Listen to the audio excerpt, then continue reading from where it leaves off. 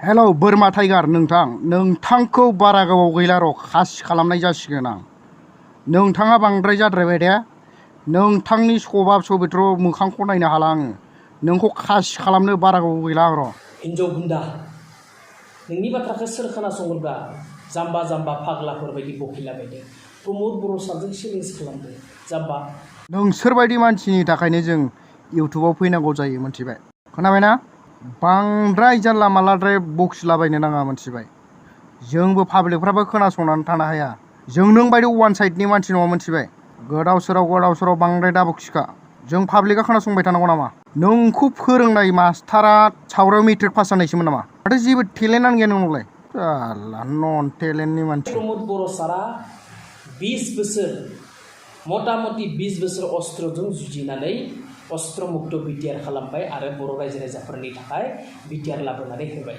बे प्रमद बर' सारजों नों जुजिबा हायो नामा? माबा येस नंगौ, बे बाथ्राया थारैनो नंगौ।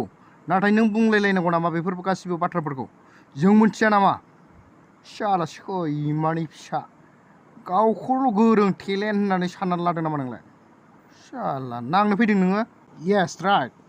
बिटिआर रेकर्ड खालामबाय आरो इलेक्सनावबो देरहानानै बेबायदिनो सरकारबो सलायबाय आरो बेबायदिनो पाब्लिकनि थाखाय मोजां खामानि मावलांबाय थानांगौ आरो बेबायदिनो देरहालांबाय थानांगौ, बेबायदिनो जौगानायनि खामानि मावनांगौ होननानै जोंबो सानो। जोंबो लुबैयो पाब्लिकफ्रा।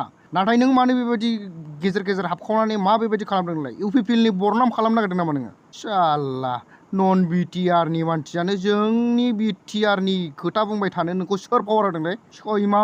नांथावना दुखु नांथावना बाथ्रा।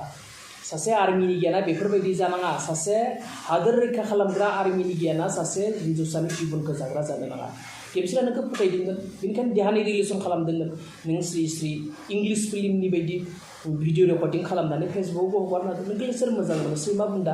नों एथ' माइनि बेबायदिनो भिडिअ बानायबोयो। नाथाय नोंनि भिउफोरखौ नायलाय, नोंनि भिउफोरखौ बेसेबां भिउ फैयो नोंनि भिडिअआव? जों भिडिअ नाया नामा? जों इउटुबार नङा जानो हागौ, थेवब्लाबो जोङो इउटुबनि सोमोन्दै एसेबाबो एनैबाबो बुजियो मोनथिबाय? नोंनि दानि बे आदा जेम्सजों आरो नोंनिजों भिडिअ बानायनायखौ नायलाय, नोंनाव बेसेबां लाइक डिसलाइक जादों? बरबक शाला गावखौनो टेलेन्ट देखायनो फैयो। जों मिथिया नामा पाब्लिकआ सोरजों हेल्प दङ? नों बायदि मानसिजों माथो पाब्लिकआनो रावबो हेल्प गैया? माथो डिसलाइकआसो बांसिन। नाय र' देखायनां पाब्लिकफोरनो नोंनि लाइक डिसलाइकखौ।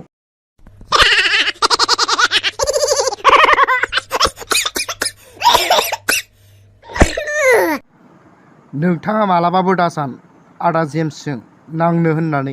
गोबां पाब्लिकफ्रा बेजों सापर्ट दं मोनथिबाय? नोंथाङा सानदों नामा गावखौनो एकदम बिराद हिर'? मा होननानै मा गोदाव सोराव मा गोसोखांलाबायनानै मा सानदोंलै? स' आं दा नोंथांमोननो गासिबो बड'लेण्ड टाइगारनि इउटुबनि जयेन जानायफोरखौ क्लियारै खोन्थाना होनि। नोंथांमोनहा फारियै नायलांबानो जाबाय। बिथाङा जयेन जादोंमोन 2018नि मार्चनि 18 थारिखआव। टटेल साबस्क्राइबारा 69,000आव थांगासिनो दं दासान्दि। 69,000आव खारगासिनो दङ। जेम्सनि इउटुब चेनेलाव जयेन जानायफोरखौ आं नोंथांमोननो क्लियारै खोन्थाना होनोसै। नोंथांमोनहा फारियै नायलांदोल'। बिथाङा जयेन जादोंमोन मेनि 2021आवसो। बिथाङा साबस्क्राइबारखौ मोननानै दङ 49,000नि बारायाव। बिथाङा थाबैनो 50Kआव थांसिगोन। अब्ला साननानै नाय बड'लेण्ड टाइगार नोंथाङानो 2 मान्थनि गेजेरावनो बिथाङा बेसेबां साबस्क्राइबार मोननानै दङ आरो नोंनि 2 इयार्सनि साबस्क्राइबारखौ नाय। 2 इयार्सआव नोङो बेसेबां साबस्क्राइबार मोनदों? बावला नोंखौ मोनहैनो।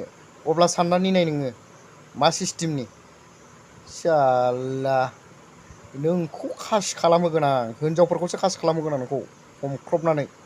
खिन्थु हौवाफोरखौ खासि खालामा आं, होआ आं नोंखौ मिथिबाय? आंथ' खालामा दे, हिनजावफोरखौसो फैसा होनानै खासि खालामहोगोन आं नोंखौ। शाला खोथा बुंनो फैदों बुरबक नों सासे सैमा। हेलौ बड'लेण्ड टाइगार सार आरो जेम्स सार, नोंथांमोननि नांज्लायनाया बे भिडिअनि गेजेरजोंनो बन्द' जानांगौ। नोंथांमोनहा बेबायदिनो हारिनि गेजेराव गुबुंले लाबोनो नाङा। नांज्लाय खमलायै बेबायदिनो गुबुंले लाबोबाय थानो नाङा।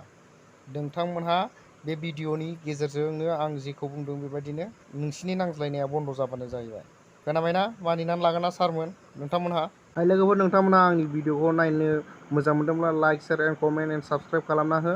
आरो गोदान गोदान भिडिअनि नटिफिकेसन मोननो थाखाय बेल आइकनखौ थुनानै होबानो जाबाय। दिनैनि भिडिअआ एसेनोसै। नेक्स्ट टाइमाव लोगो मोनफिनगोन। बाय बाय।